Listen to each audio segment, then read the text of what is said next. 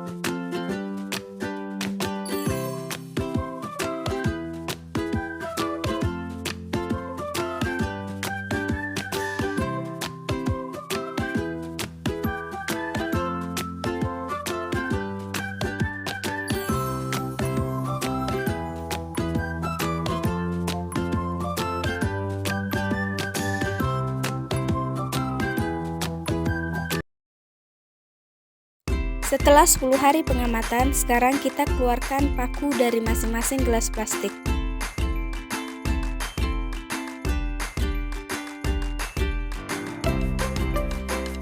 Setelah 10 hari pengamatan, sekarang kita keluarkan paku dari masing-masing gelas plastik.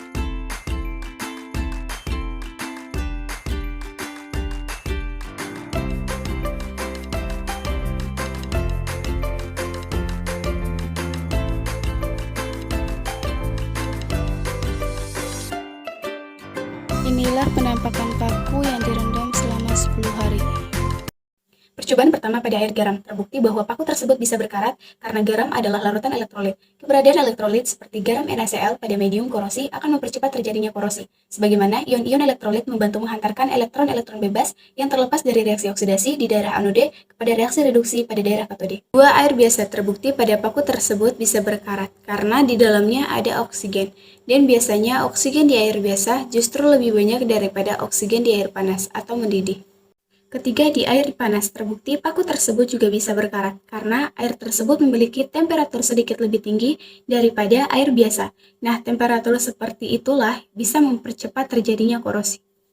Keempat, air cuka terbukti bisa berkarat karena cuka merupakan larutan asam dan memiliki pH kurang dari 7.